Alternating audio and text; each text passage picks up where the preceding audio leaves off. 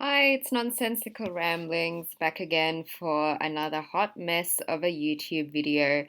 I'm wearing a different hat because I dropped my beanie when I was taking my dog out for a walk and it was at the middle of like a main road, so I didn't want to go back and get it, so hence why I'm wearing another hobo hat. So, I actually have two subscribers. I don't know who they are because they put their subscription thingy on private, so they could be like serial killers for all I know. But thank you for subscribing to me. It means a lot. So, I told you guys that I was going to do a book review on the Pact, and here it is.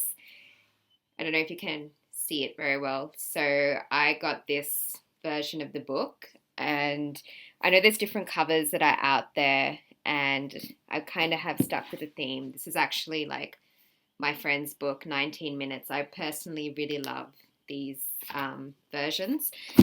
So, with Jodi Picoult, I don't know if I'm pronouncing her last name correctly. I think there's different ways of pronouncing it. She's one of my favorite authors, but I find that her books, especially like the characters, are a huge hit and miss for me. Hit or miss for me. Like, I don't know, there's some characters of hers in some books which I find really unlikable, and I know you're supposed to like them and they're the main heroes or the heroines of the story, but there's just something about their personalities where I have legit been like, I can't read this book because they're pissing me off. So I think I stopped reading Salem Falls and The Tenth Circle because there were characters in that annoyed me. But other than that, like I find her books have really compelling storylines and they touch on really sensitive subject matters, but she writes in a very beautiful way where you can relate to the characters and what they're going through. And I find that the Pact really just hits all the correct spots for me because the characters are great, the storyline is just amazing. So, just a really brief summary. The Pact is about this teenage couple, Emily and Chris, and their parents who have lived next door to each other for like 18 years, I think, like a really long time. So, they're all best friends, they're pretty much family. So the tragedy is that Emily dies, and originally you think it's like a suicide pact, like a botched suicide pact. So Emily wanted to kill herself, and then Chris wanted to kill himself, but failed. So that's what the original premise is. But you find out later that there's a lot more to it, and it's amazing. There's like a courtroom scene as well because he gets arrested for murdering Emily, and it's just basically you see that, and it kind of goes back and forth between the present, so how Chris is coping now to stuff that happened like in the past, and you sort of see this progress of their relationship from like little kids to teenagers, and it's from different perspectives as well. So you get Chris, you get Emily's, and her story is just it is absolutely heartbreaking. Yeah, I really felt for her. And then you also see the parents' perspectives as well.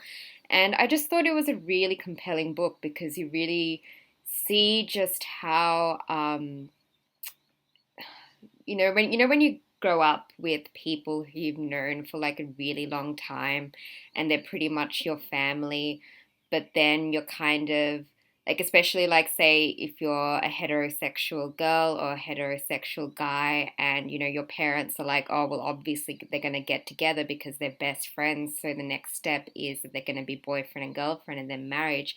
It's sort of like the complexity behind that, and sort of, the fine line between feeling like, oh, wow, he's like my brother, to like possibly having like more feelings as well, and sort of touches on like that too close for comfort sort of thing, like when you know someone so well or a family so well that like sometimes it feels like incestuous or it doesn't feel right, like when you're too close to people. So this book like just touches on so many things. It touches on like teenage relationships, family dynamics, friendships, like whether to go from like a platonic friendship to like a romantic relationship, and then like deeper sort of more sensitive subject matter like teen depression, teen suicide, sexual abuse. It really goes into so many different topics that are so relevant today, and in a very interesting setting as well, because these families, they seem perfect, like they seem like they have it all.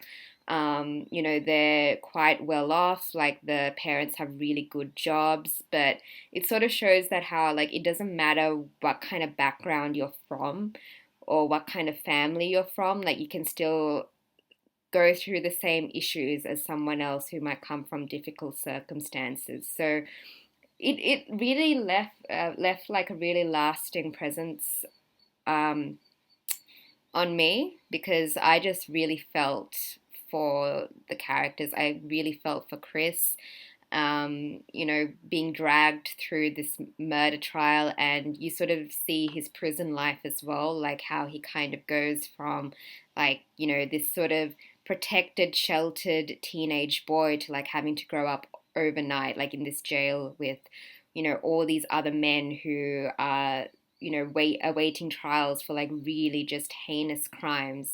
And you sort of see how he adapts to this environment. So you really feel for him, and you really feel for what he's going through, not even just like in the jail and the murder trial, but when he realizes that his relationship with Emily might not have been all it seemed, because he absolutely loved her. Like, he would die for her. Like, he would do anything for her. Like, I'm probably giving away a lot of plot points, but it's just interesting to see how, like, people in a relationship could have completely different opinions of each other, because Emily loved Chris, but it wasn't in the way that she thought she was supposed to love him. And yeah, it's just very complex. It just really goes into the psychology behind um, teen relationships, especially between those who are people who have known each other for years and years, who have known each other for their whole lives, basically. And just that struggle between, wanting to be there for someone as a sister or a brother, to, romantic feelings. Like, it's just yeah, it just really touches on everything. And also like parental pressures, um and not knowing who you are or who you want to be. Like, there was a line in the book which really struck with me, that I think Emily said, and it was, I know where I am now and I know where I want to be, but I don't know how to get there. And that's something, as someone who has kind of experienced a few mental health issues, that is something that really struck with me. And I think that's the magic of Jodi Picoult's books. Like, no matter like what kind of background or circumstance you come from, you can sort of relate to the characters, and you can sort of relate to the storyline, or like aspects of the storyline. Like, as I said, her books are like either a hit or a miss with me. Like, there are books where I've just like I've just been like, no, I can't read it because the characters just annoy me. I don't know why they annoy me. Like, I feel like sometimes she writes, especially like her teenage girls, or like the female protagonists, like she writes them in such a way which, I won't say that they lack depth, but I feel like her characters, like especially the younger ones, they're sort of the same in every book. And I don't know, like Emily in the Pact, like she sort of really stood out to me, just because it appears like she has this perfect life, but there's so much that she has been through, and there's so much that she's, all this like inner angst and turmoil that is very real. And like, you really, really feel for her, and she's written in a way where you do feel like a lot of sympathy, and even more than that, empathy. And I think that is such a rarity to find in books, or like fiction, where you actually genuinely can relate to a character. So yeah, The Pact is amazing. I definitely recommend it. I also read Handle with Care is another brilliant book. Again, that is one of her books where there were characters there that really annoyed me, but because the storyline was so compelling and magnetic, and like her endings are also really like they don't go the way they think you would go, and it's the same with The Pact. Like, there's like a twist in the end, which is like, whoa, where did that come from? But it makes sense. So Handle with Cares like that. I'll do like um, I'll do a more in-depth book review on Handle with Care. And also Perfect Match also had a great storyline, even though the main character really annoyed me. I'm about to read 19 Minutes. Actually, 19 Minutes was a book which I put down because there were people in there that I just, yeah, but I'm going to give it another go just because, just because I'm really kind of, I'm just like on a Jodi Picoult marathon at the moment. And I'm so sorry if I pronounced her last name wrong. I really should have researched that. I'm really new to YouTube. I don't really know what I'm doing. This was a rambling mess. But yeah, I hope that you got something out of it. I definitely recommend The Pact. It is a really good book for all ages. It really touches, like, you could be like a 40-year-old woman and read it, and you could relate to the parents, like the mothers, and what they go through, either losing a child or having their child in jail.